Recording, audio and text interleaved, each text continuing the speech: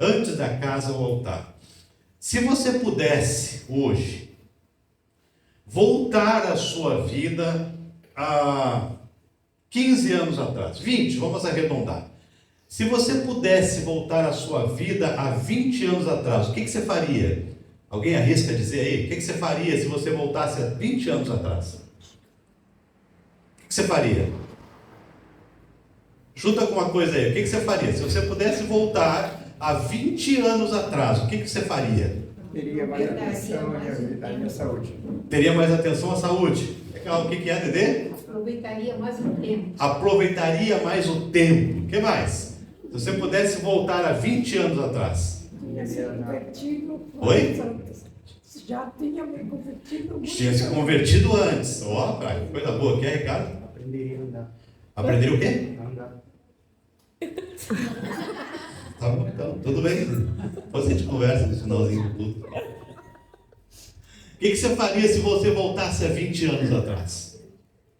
O que mais que esse arrisco quer dizer? Hã? Voltaria a estudar. Voltaria a estudar. Então, ó, voltaria a estudar, coisa boa. Cuidar da saúde, voltaria a estudar. Alguém mais arrisca aí? O que você faria, Érica, se você voltar 20 anos atrás? Muito.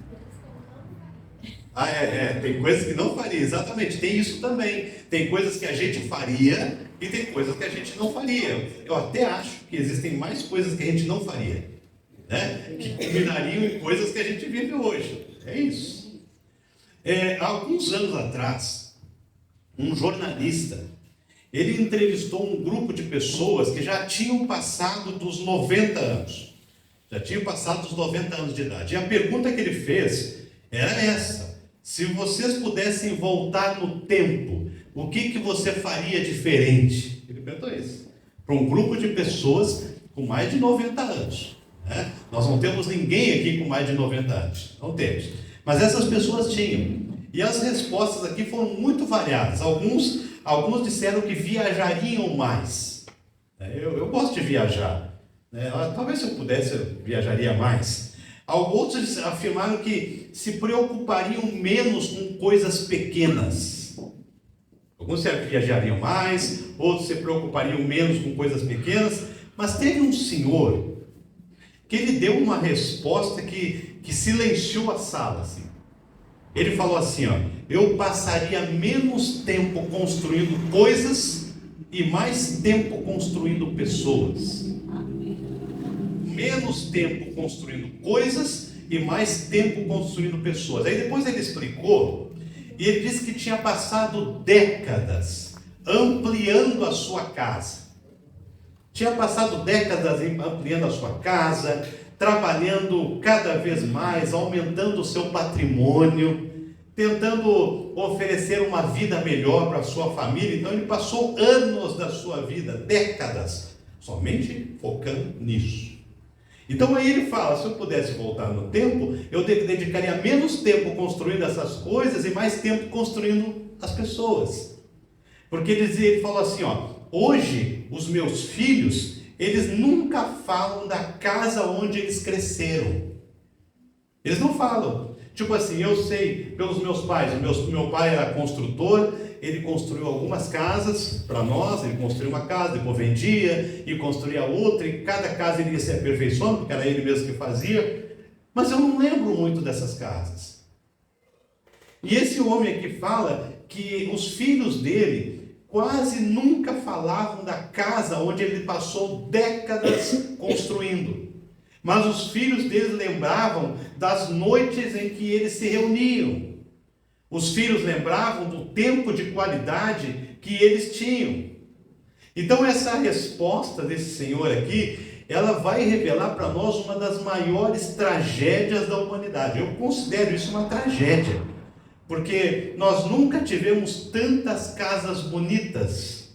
Você passa por alguns lugares, você vê casas lindas, né? Casas maravilhosas. Pessoas que têm tantos recursos. Nós nunca tivemos tanto conforto, mas também nós nunca vimos tantas famílias emocionalmente cansadas. Nós nunca vimos pais tão ausentes. casamentos fragilizados, filhos crescendo sem referência, porque os pais estão muito preocupados em construir coisas. Construir coisas.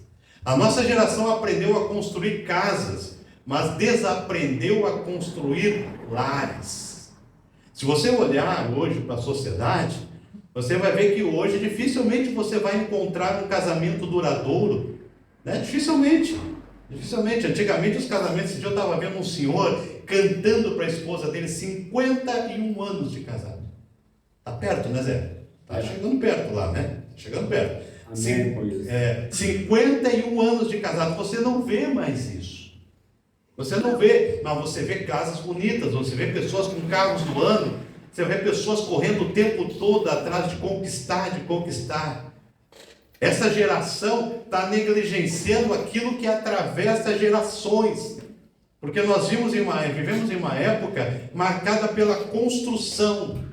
Construímos carreiras, nós construímos patrimônios, nós construímos empresas, mas nós não construímos mais as nossas casas.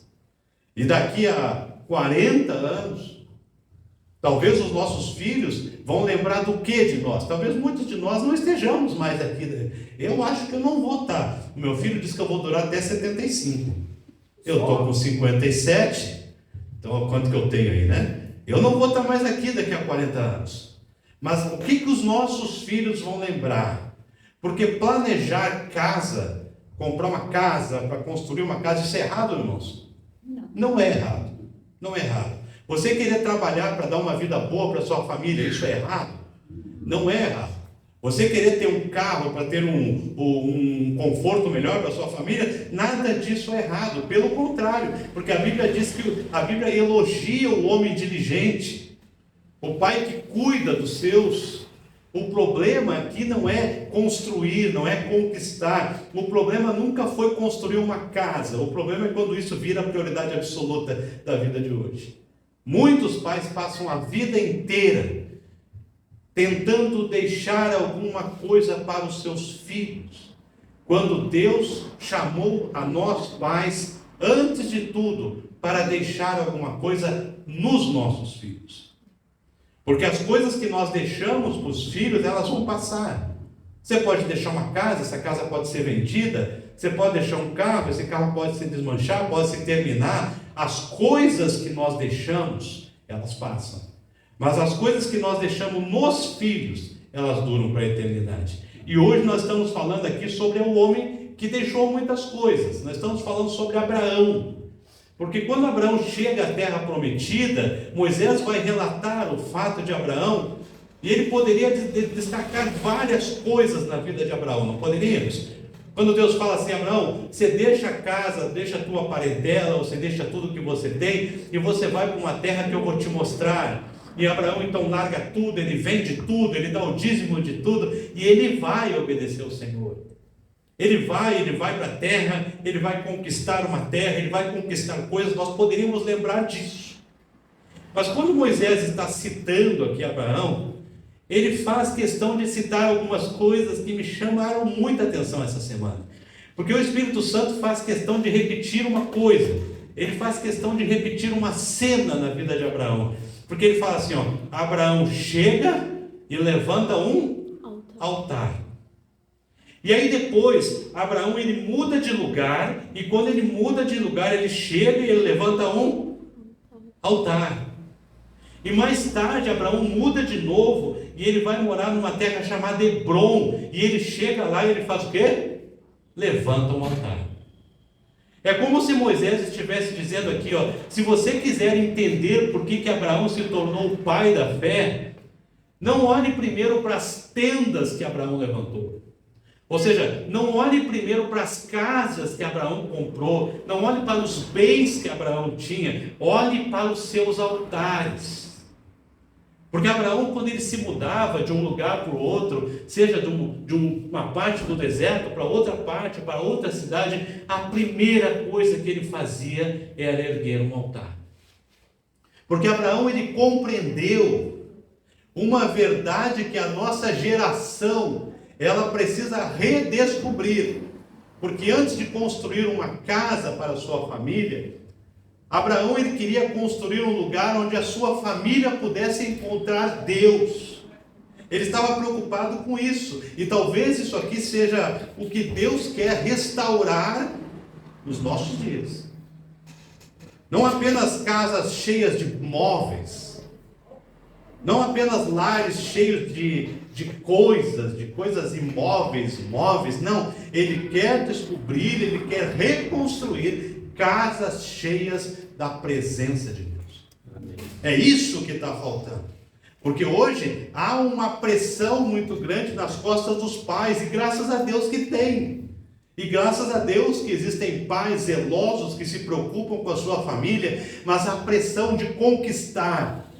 Porque eu sou de uma geração lá do passado, quer dizer, não tão passado assim, mas um passado onde que era mais fácil o pai comprar uma terra e depois deixar um apartamento para cada filho.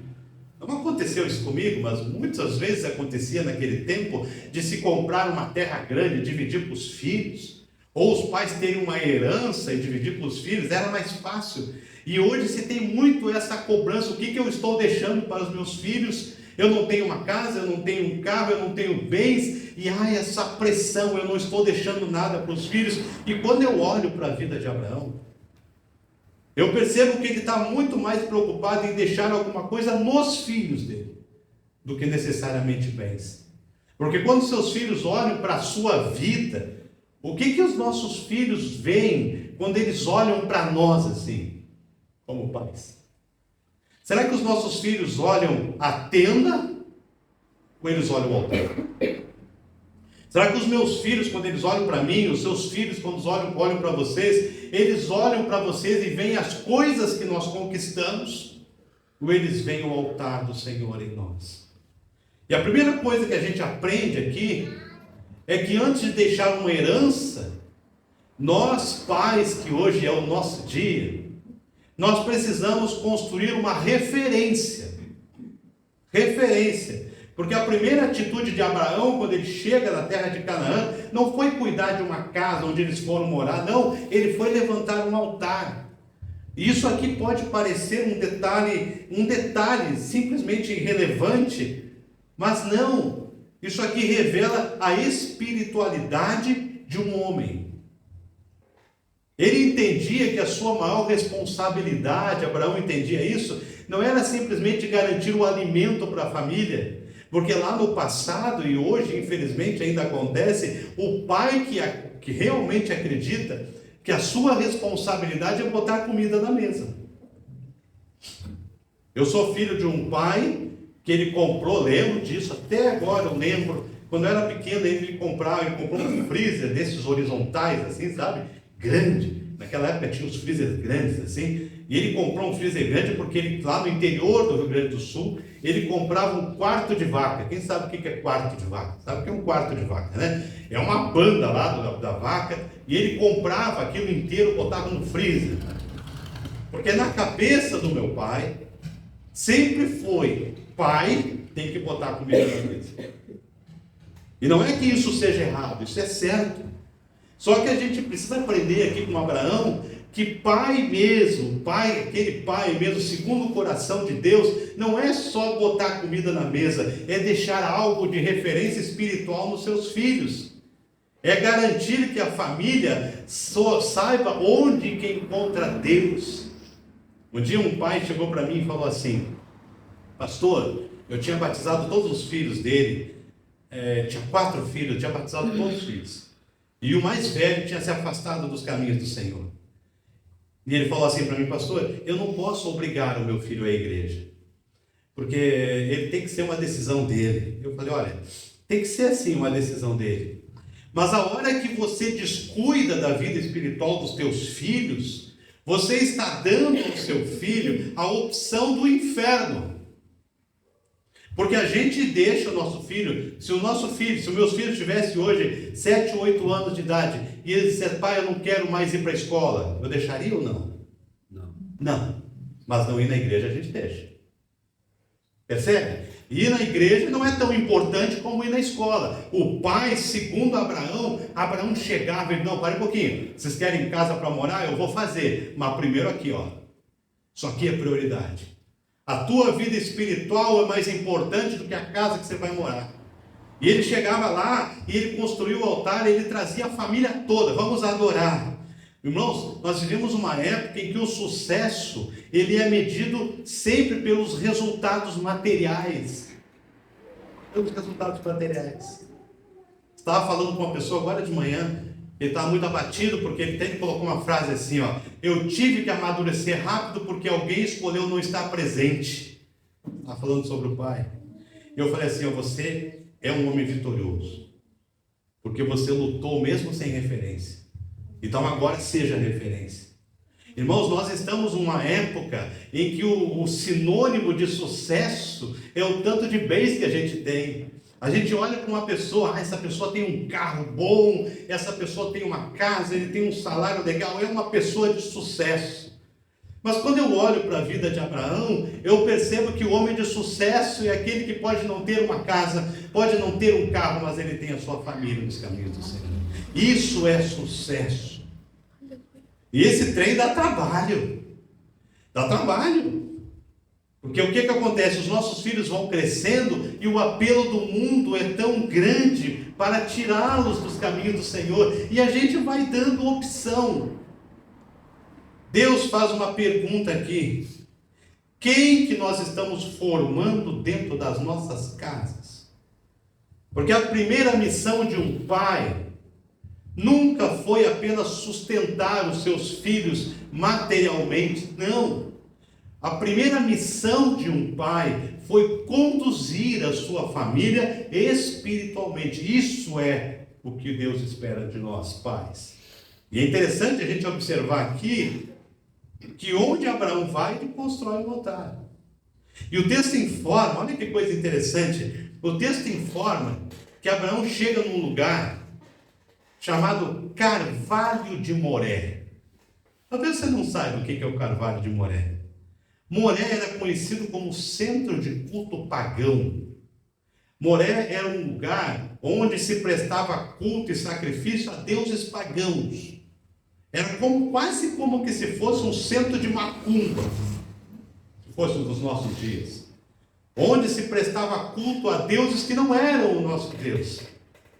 Nesse lugar chamado Moré, existiam altares aos deuses cananeus. E eu lembro com isso numa cidade que nós pastoreamos uma igreja lá no Rio Grande do Sul, a cidade da Kate, lá em Alvorada, a tua cidade, né? Lá em Alvorada. Tinha um lugar lá chamado Macumbódromo. Já ouviu falar disso?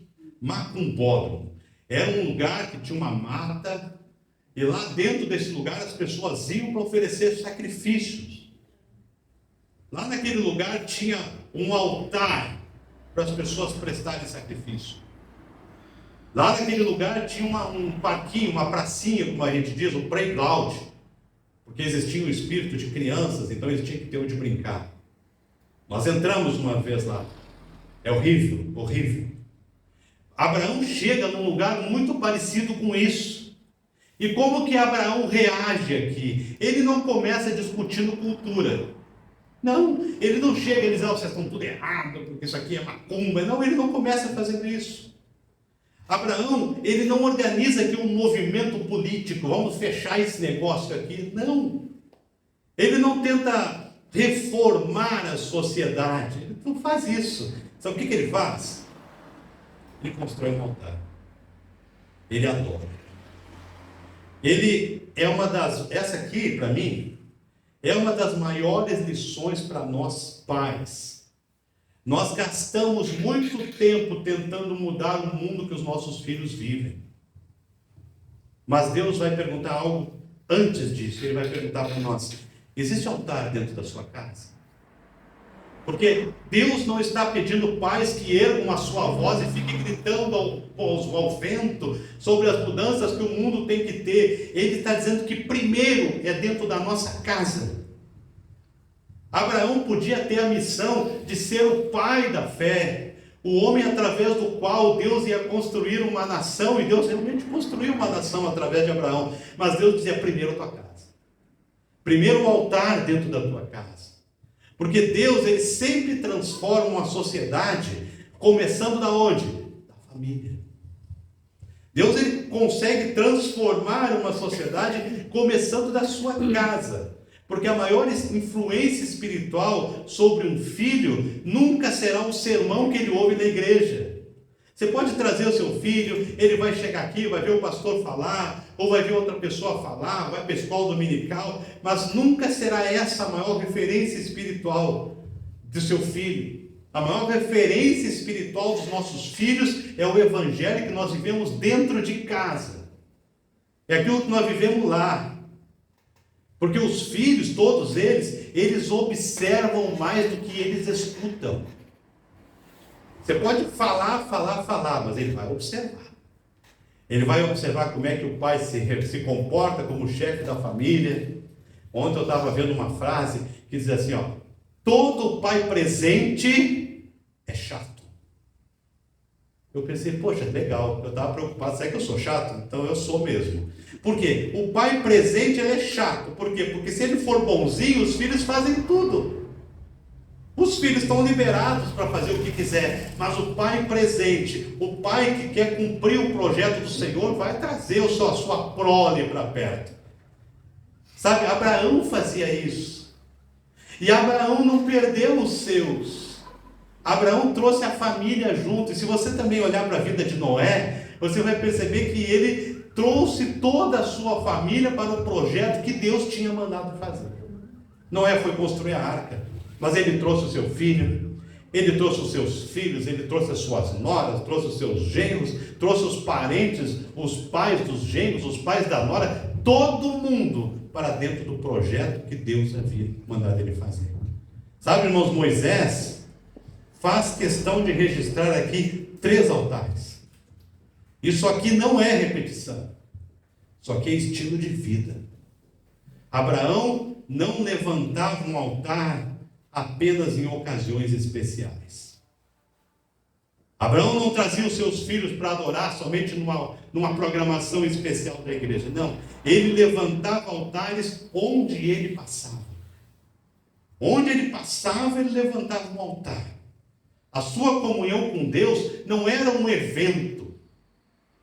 A comunhão de Abraão com Deus não era um evento, era um hábito. Era um hábito. Sabe, pais, os seus filhos, talvez eles esqueçam muitos presentes que você dá. Eu fico pensando quais os presentes eu já ganhei dos meus pais. Eu lembro de poucos. Bem poucos presentes. Mas eu ainda lembro dos tempos em que nós íamos na nossa cidade, não tinha praia, tinha um rio que passava no meio da cidade. Eu lembro aos domingos que a gente pegava, a minha mãe fazia um frango enfalofado. Acho que é por isso que eu tenho um problema com frango até hoje, porque eu comi tanto frango na minha infância. Era com farofa, era sem farofa, era frita, era cozida, era cortada, era picada, era risoto, tudo com frango. E a minha mãe pegava aqueles frangos, enchia de farofa, botava dentro de um pote, pegava um quisuco. Você já tomou quisuco? Aquele pacotinho desse tamanho que fazia 35 litros, né? Dá para pintar uma parede. Fazia aqueles trem lá e colocava dentro do carro e nós íamos para a beira do rio, a gente ficava o domingo inteiro. Eu lembro disso, mas eu não lembro dos presentes que eu ganhei. Eu sei que eu ganhava, mas eu não lembro. Mas eu lembro dos dias que a gente saía, que a gente ficava na beira do rio, que a gente ia ver os rodeios, que eram os peões lá, gineteando em cavalo bravo, laçando boi. A gente ia para essas coisas, eu lembro dessas coisas. Talvez seus filhos nunca se lembrem quanto custava a casa que você morava. Talvez os seus filhos hoje, se você paga aluguel, talvez os seus filhos nem saibam quanto que você paga de aluguel. Mas os seus filhos vão lembrar de um pai que se ajoelhava para orar, de um pai que trazia os filhos para a igreja, de um pai que dizia, não, vamos levantar que está na hora do culto. Ah, pai, hoje eu não vai, sim, vai levantar e vai. Ah, mas hoje eu não estou afim, vai sim, está afim mesmo. Os filhos vão lembrar disso. É isso que Abraão fazia. Eles vão lembrar de um pai que demonstrava que Cristo era o maior tesouro da sua casa. O seu filho vai lembrar disso. Ele vai colocar isso em prática lá no futuro. Sabe, irmãos, patrimônio, ele pode ser dividido. Empresas podem falir. Casas podem ser vendidas. mas uma fé firmada, uma fé plantada no coração de um filho, atravessa gerações. Talvez alguns pais estejam pensando: pastor, eu gostaria de ter feito diferente. Eu gostaria de ter criado os meus filhos de um jeito diferente. Olha, a boa notícia é que Deus, Ele nunca exigiu pais perfeitos. Porque não existem pais perfeitos. Nós falhamos. Abraão não foi perfeito. Abraão, ele falhou, ele errou, ele sentiu medo. Abraão tomou decisões equivocadas, mas sempre havia um caminho de volta. Sabe, irmãos, quando o altar, ele desaparece da vida da gente, o medo passa a governar a casa. Gênesis capítulo 12 vai dizer isso. A Bíblia é um livro extraordinário porque ela não transforma os homens da Bíblia em heróis. Ela vai mostrar Abraão sendo uma pessoa com defeitos. E é interessante porque logo depois de levantar altares em Canaã, Moisés vai registrar uma frase que pode parecer simples, mas Moisés vai dizer assim, havia fome naquela terra. Pode parecer simples isso aqui, mas pensa assim, essa frase é muito, muito, muito profunda, porque pode imaginar a cena. Abraão tinha deixado tudo que ele tinha. Ele vendeu todas as suas coisas, entregou o dízimo lá e foi para onde Deus estava mandando ele ir. Ele obedece o chamado do Senhor. Ele abandona a segurança dele, porque Abraão era um homem rico, e ele confia nas promessas de Deus, e a primeira coisa que Abraão encontra na terra prometida é uma crise. Humanamente isso aqui não faz sentido, né? Porque nós esperaríamos que por conta de tudo que Abraão fez na obediência, Deus recompensasse a obediência dele dando abundância, dando fartura. Mas Deus faz exatamente o contrário. Ele permite que a fé de Abraão fosse provada. E aqui, meus irmãos, a gente aprende uma verdade que muitos cristãos ainda precisam aprender. Talvez nós que estamos aqui. Estar na vontade de Deus não significa viver sem dificuldades. Não significa. Porque às vezes nós imaginamos que se estamos obedecendo a Deus, o Senhor vai fazer com que tudo dê certo, a gente vai viver flutuando nas nuvens. Mas Abraão está exatamente onde Deus mandou que ele estivesse, e ainda assim ele enfrenta uma fome.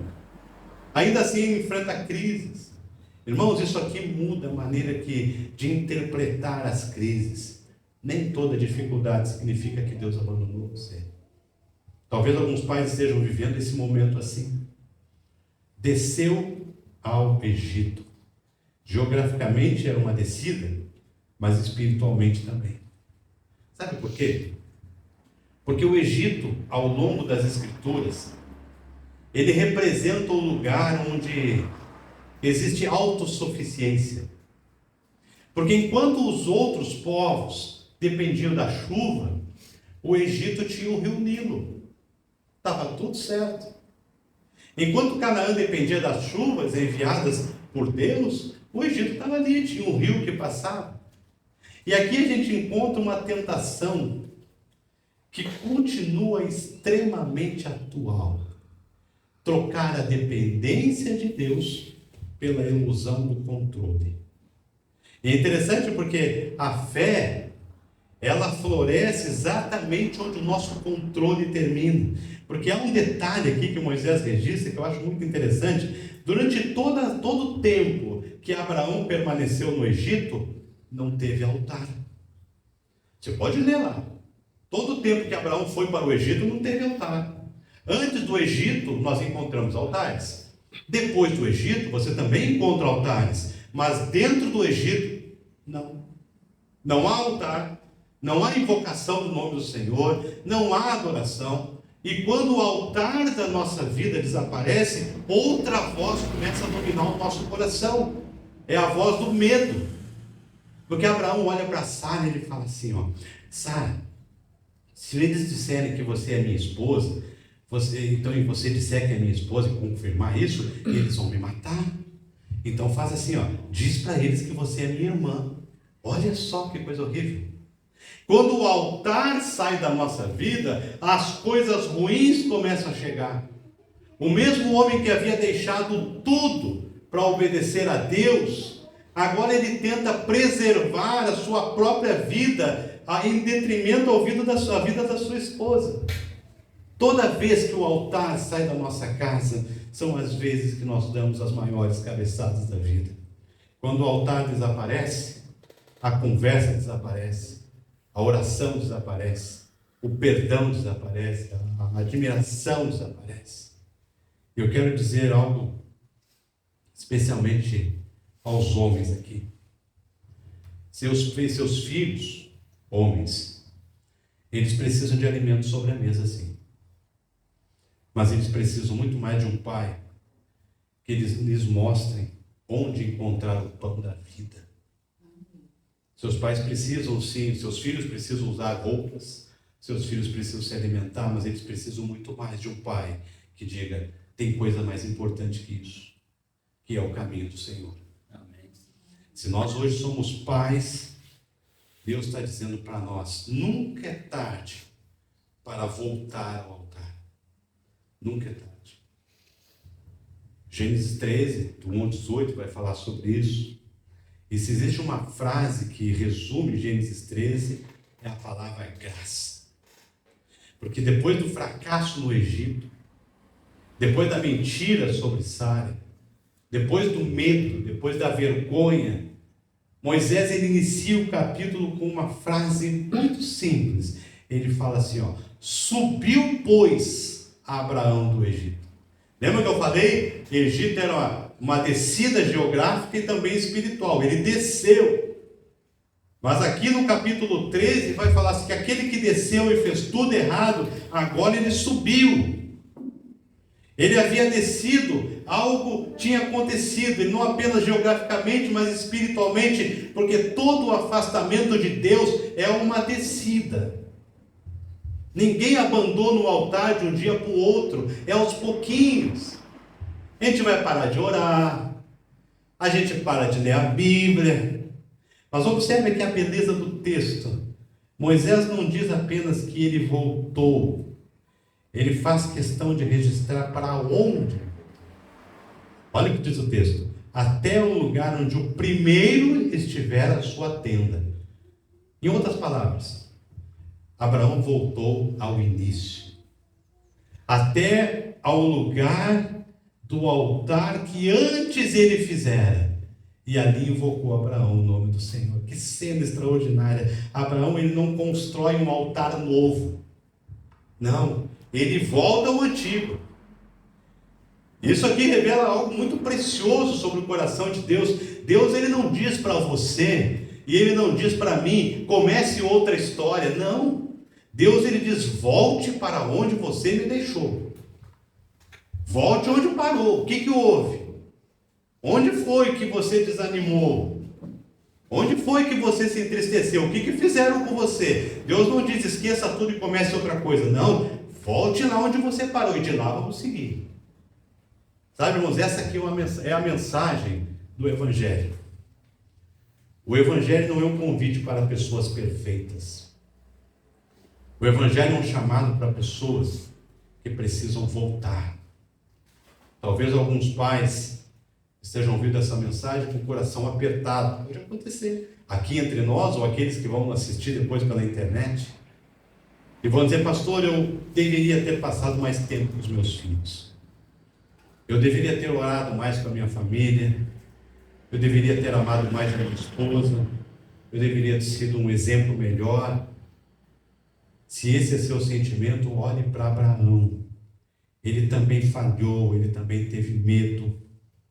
Ele também tomou decisões ruins, mas Deus não desistiu dele. Há algo interessante que está acontecendo aqui no capítulo 13, porque logo depois que Abraão volta ao altar, surge um conflito entre Ló e Jó. Ló e os pastores de Abraão. E os rebanhos cresceram, começou a ficar difícil, e estavam brigando, e olha a transformação de um homem que voltou ao altar. Abraão chega, Ló, olha, não é legal que a gente fique brigando, não, olha a transformação de um homem que volta para o altar, não é legal que a gente fique brigando, fala assim, Escolhe para que lado você vai ir. Não dá mais para a gente ficar. Cresceu muito, tem muita gente, precisa dividir aqui. Escolhe. Onde você quer ir? Se você for para lá, eu vou para cá. Se você for para cá, eu vou para lá. Não importa. Importa que a gente não brigue. E Ló escolheu o quê? Ló escolheu o lugar que tinha mais terra, tinha mais água, parecia mais prosperidade. E foi. E Abraão foi para o outro lado. E Deus abençoa a vida de Abraão. Porque quando você está no altar, Deus cuida. Não dá para a gente viver longe do altar do Senhor. Estar diante do altar é estar na presença de Deus. Então, se você quer nessa manhã ser esse pai aqui, o pai chato, né? Porque tem que ser. Eu lembro que a Sara um dia na escola perguntaram para ela se o pai era presente. Quando ela disse que o pai era presente, foi um escândalo na escola. Como assim? Porque hoje é costume ter pais ausentes. Sabe, você tem que entender que Deus não espera a perfeição. Você vai ser um pai, talvez, que vai cometer falhas. Você vai ser um pai que não é perfeito. Mas se tem algo que precisa ser norteador da sua vida como pai, da minha vida como pai, é trazer a nossa família para o altar. Isso é o mais importante de tudo. Estar diante do altar do Senhor. Que Deus nos abençoe. Que Deus receba a nossa gratidão por esse dia tão especial, que é o Dia dos Pais.